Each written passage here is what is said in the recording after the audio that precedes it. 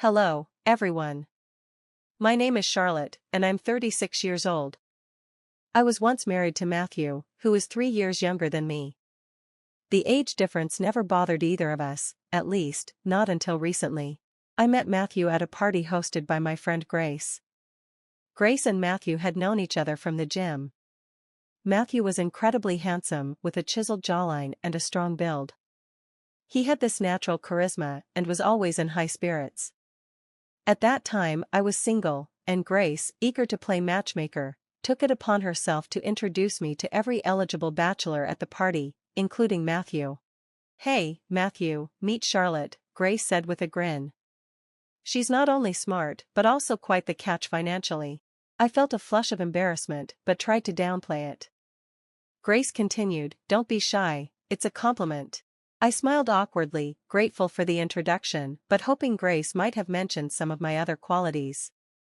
Grace quickly agreed, "Absolutely. She's not just beautiful, but incredibly intelligent, too. You two enjoy your evening, I'll mingle with the other guests." Once Grace wandered off, Matthew, with a curious look, asked, "Why did she call you a nerd?" I explained, "I'm a graphic designer working for a software company, so I'm always busy. That leaves little time for socializing, which is why my friends jokingly call me a nerd." Matthew raised his eyebrows. "That's fascinating. I guess that's why they call you the millionaire nerd, then." We both laughed, and the evening unfolded with easy conversation, and we quickly grew closer. As time passed, Matthew and I spent more time together, dinners, coffees, and chats after he picked me up from work. At the time, he was working as an assistant at a local firm. A few months into dating, Matthew proposed. Though I loved him deeply, I hesitated. I wondered if our relationship was too new, and I worried about the age gap between us. "Matthew, are you sure about this?" I asked.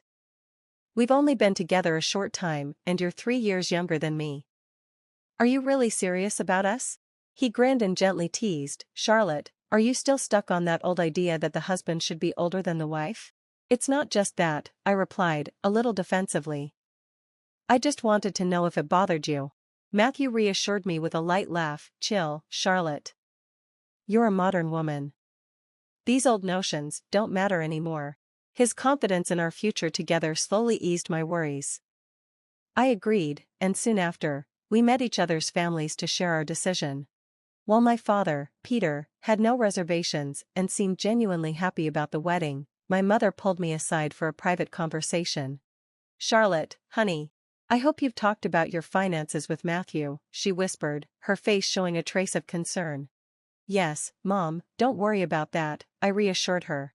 She pressed on, "I just want to make sure that your career success, especially since you're doing so much better than Matthew, doesn't become an issue.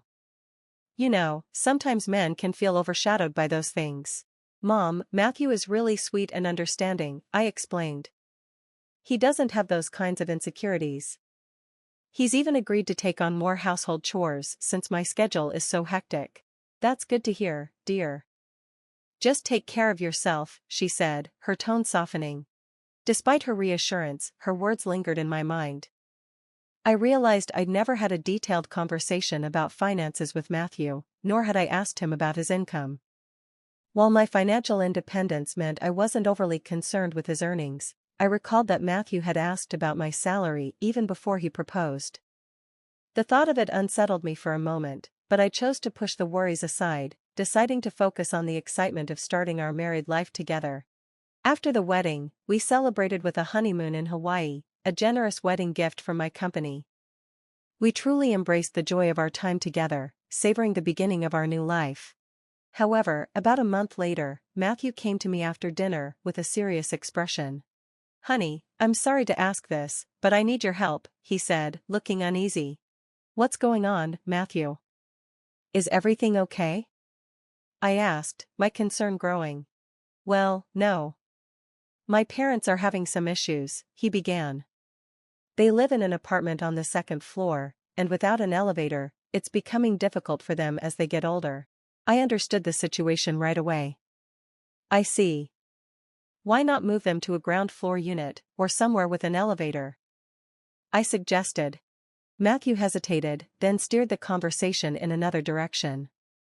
Actually, Charlotte, I was thinking more along the lines of building a house for them, he admitted, surprising me with his proposal. I paused, taken aback. Okay, but I hope you realize how expensive it is to build a house, I replied, trying to grasp the scope of his idea. I tried to gauge Matthew's understanding of the financial commitment he was suggesting. Do you realize how much this will cost? I asked, hoping to get a sense of his plan. Yeah, I know, Matthew replied, though his tone lacked confidence. I pressed further. Do you have enough savings, or are you thinking about taking out a loan? Matthew hesitated for a moment before answering. Charlotte, I was actually hoping you could lend me the money to build the house, he said, his request catching me completely off guard. I was stunned, unsure of how to respond. Wait, what? But you know I've been saving to buy my own house someday, right? Yeah, but since you earn well, I thought it wouldn't be a problem for you, Matthew said, his voice taking on a more assertive tone. But Matthew, I'm not sure I can lend that much money, I replied, feeling the pressure mounting. Why not? He asked, his frustration starting to show. I was at a loss for words. I finally managed to say, okay, let me think about it. I'll let you know. I'll wait for your answer, he said, leaving the conversation hanging in the air. That night, I couldn't sleep. I spent hours turning the situation over in my mind. Lending my hard-earned savings to build a house for his parents felt risky. My money was meant for my own future security, including buying a home and saving for retirement. The next morning, as I was heading out for work, Matthew hugged me and said, I'll be waiting for your decision. Let's talk over the weekend. I know you're in a rush now. Conflicted and uneasy, I sought advice from a colleague. She suggested I make the financial arrangement official with a contract. Have Matthew sign an agreement to ensure he repays you, she advised. It's important to protect your interests. That sounded like a sensible approach, so that evening I told Matthew, I can lend you the money, but you'll need to sign a contract agreeing to repay me within 4 years. To my surprise, Matthew didn't hesitate. Okay, I'll sign it, he said. When I handed him the papers, though, his laughter at the mention of the legal implications made it clear he hadn't fully grasped the seriousness of the situation. I'm serious, Matthew, I said, holding his gaze until he realized I wasn't joking. Here are the papers. He sighed, rolled his eyes, and with a smirk, said, Fine, I'll sign. And he did. After I transferred the money and Matthew signed the contract, I thought the legal safeguards would ease my concerns, but despite those protections, I couldn't shake the feeling of unease. Matthew's salary wasn't substantial, and I doubted his ability to repay the loan. Then, his behavior began to shift in ways I couldn't ignore. Since taking the loan, Matthew became increasingly distant and his actions more peculiar. He started coming home late, often too exhausted to help around the house. Whenever I voiced my frustrations, he brushed them off, claiming his job was overwhelming. My feelings for him began to fade as he grew more detached, spending most weekends overseeing the construction of his parents' new home and, at times, not coming home at all. Instead, he opted to stay at his parents' place, further deepening the rift between us. The situation was taking its toll on me. I could no longer ignore the growing distance between us, and I decided it was time to confront Matthew. Matthew, do you realize how distant you've become? It feels like you're taking advantage of living here without contributing anything, I said, frustration bubbling to the surface. His response was sharp and dismissive. What do you mean? How dare you accuse me like that? You knew my financial situation when we married. You chose this. I was stunned by his audacity. Excuse me, I'm not trying to start an argument, but how can you be so indifferent? I'm even more upset about this housewarming party at your parents' new place tomorrow. A party for the house I funded, which you never even told me was finished. Matthew almost scoffed. Oh, my bad, I must have forgotten. Please, be our guest, he said nonchalantly, then left the house humming, as if utterly unbothered by the gravity of our conversation. Fuming with anger, I wanted to lash out, to break something, but I managed to hold myself together. An hour later, I received a call from my mother-in-law. Hello, just calling to let you know we're having a housewarming party at the new house tomorrow, she said casually. I hung up without saying another word. I was certain that Matthew had prompted her to invite me, not out of genuine desire, but simply as an afterthought. His indifference, paired with the casual invitation from his mother, left me deeply hurt and questioning the very foundation of our relationship. I had always been wary of Matthew's relationship with his mother, especially given her cold demeanor toward me from our first meeting, which had only worsened after our wedding. Despite this, I didn't want to create more tension between us. I worried that if I skipped the event, Matthew and his mother would use it against me, accusing me of being envious of their new home. Reluctantly, I decided to go. I decided to attend the housewarming, determined to maintain a composed, if somewhat forced, demeanor. As I arrived at the newly built house, I couldn't help but notice the entrance, beautifully adorned with floral decorations. Matthew and his mother were greeting guests warmly. When my mother-in-law saw me, her reaction was far from enthusiastic. "Oh, you came. I thought you wouldn't bother," she remarked with a hint of surprise. "Why would you think that?" Matthew chimed in, before ushering me inside. Inside, I was met more warmly by my father-in-law, who was sitting alone. His genuine smile and the sincere gratitude he expressed for my financial help were the only moments of comfort in an otherwise uncomfortable evening. It was painfully clear that neither Matthew nor his mother had acknowledged my contribution to their new home. Throughout the evening, I felt more and more isolated. Matthew and his mother barely interacted with me, leaving me to engage in half-hearted conversations with distant relatives. I found myself counting down the moments until I could leave what was rapidly becoming a toxic atmosphere. After most of the guests had departed, I approached my father-in-law to say goodbye. "Take care of yourself," I said kindly. Just then, my mother-in-law interjected sharply, "You don't need to worry about my husband. Focus on your husband instead of neglecting him." Confused and upset, I responded, "What do you mean? I've never neglected Matthew. He volunteered to help with chores because I work full-time, too." Her accusations grew harsher. "You've been a terrible wife, forcing my son to do all the work around the house. And how could you coerce him into signing that financial agreement? You've been nothing but cruel to him." "I haven't forced Matthew into anything. The agreement was mutual, to ensure financial security. How can you say I've abused or tortured him?" I replied, shocked by her words. At that moment, my father-in-law stood up for me. "Marilyn, stop. Why are you attacking her instead of appreciating what she's done for us?" But Marilyn wasn't having it. "Just stay out of this and go inside," she snapped at him. The situation was excruciating, and it was clear that no amount of reasoning would change her view of me. As the evening went on, I became more disillusioned with both my relationship and the family dynamics I had found myself tangled in. I was completely taken aback by Marilyn's rude behavior toward Alan and, soon after, her cruel words toward me. "You should be grateful my son even married you. Who else would marry someone old and unattractive like you?" she sneered. Her words stung deep, and I lost my temper. "How can you speak to me like this?" I retorted, my voice rising with frustration. Matthew quickly intervened, scolding me. "Charlotte, watch your language. How dare you raise your voice at my mother?" "Didn't you hear how she just insulted me?" I replied, bewildered by his lack of support. Matthew dismissed me with a roll of his eyes. "I can't deal with your tantrums anymore," Matthew snapped.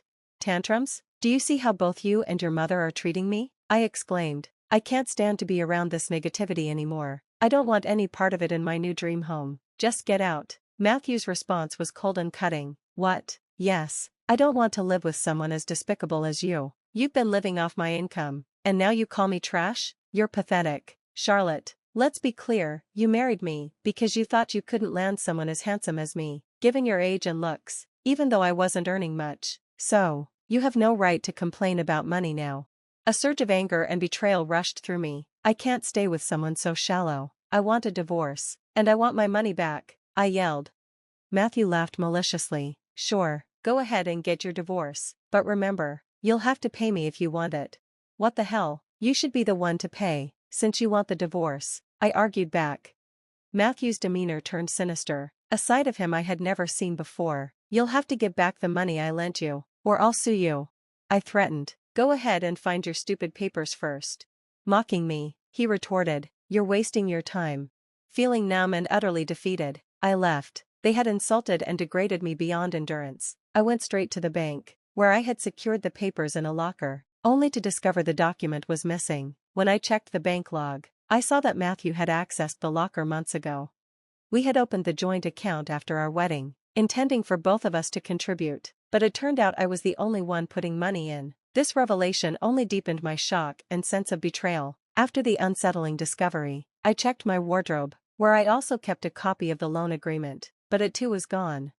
It became painfully clear how deeply Matthew had manipulated our relationship from the start: his charm at Grace's party, his focus on my financial status, living comfortably off my earnings, and emotionally pressuring me to finance his parents' house. Every move had been calculated. His final act? Attempting to steal the agreement to prevent me from reclaiming my money. But I had anticipated his deceit. Sensing his eventual betrayal, I had taken the precaution of keeping the original documents at my parents' house, storing copies at the bank and in my wardrobe. Despite the emotional turmoil and the insults I endured, I was relieved I had trusted my instincts. I immediately called my mom and explained everything. She was furious. "You need to sue Matthew and his mother for everything they've done," she suggested. During our conversation, she confessed, "I've always had doubts about Matthew's intentions." "Did you know about his motives?" I asked. "No, not exactly," she replied, "but I sensed his eagerness wasn't genuine. He rushed into marriage so quickly." "You're right, Mom. I should have been more cautious. When you asked if we discussed our finances, I lied and said we had. I never really did, nor did I inquire about his earnings, because I wasn't concerned about his money. Take this as a lesson, dear. Don't trust someone so readily," she advised me with a heavy heart but clear mind. I hired a lawyer and prepared the divorce papers. I included an official notice demanding that Matthew repay the borrowed amount within 4 years. If he failed to comply, the court would be authorized to sell his property to reimburse me. When Matthew and his mother received the divorce papers and repayment notice, they were caught off guard. Suddenly, they were the ones feeling desperate, trying to reach out to me, but I was resolute in my decision to protect myself from further deceit. I ignored all their attempts to contact me, blocking their numbers. Matthew even tried to reach my parents, but they dismissed his calls. He left a voicemail on my office phone apologizing, professing his love, claiming he was misled by his mother's influence, and hoping for reconciliation. But Matthew's history of manipulating my emotions had taught me to be wary. I deleted the voicemail and ensured his number stayed blocked. Matthew's lawyer later sent a message, pleading for me to forgive at least 60% of the debt, citing Matthew's inability to meet the repayment terms due to his low salary. I dismissed the request outright. After everything, the deceit, the personal attacks, it was unthinkable to me that he would expect any leniency. 4 years dragged by. Matthew struggled to gather even half of the owed amount, resorting to taking out loans. Given his modest income, the bank's loan offerings were insufficient, and he was forced to sell the house he had once banished me from. Ultimately, he moved back into his parents' old apartment. Grace, a mutual friend, informed me that the local community had turned cold toward Matthew and his family after the truth emerged. Marilyn, his mother, resorted to working as a nanny, her behavior having alienated her from many. Matthew faced ostracization at work, which led him to resign and relocate to another city. Even Alan, Matthew's father, left Marilyn and moved to the countryside to retire in peace. Amid these developments, my personal life took a positive turn. I began dating Wayne, a 37-year-old colleague. We had known each other for years but only connected romantically after an office party, a year following my divorce. This time, I approached the relationship with caution, taking the time to understand and appreciate our connection before making any serious commitments. Reflecting on everything, I felt no sympathy for Matthew or Marilyn. Their outcomes were just consequences of their actions. Meanwhile, I enjoyed the budding relationship with Wayne, cherishing our moments together and looking forward to what the future might hold.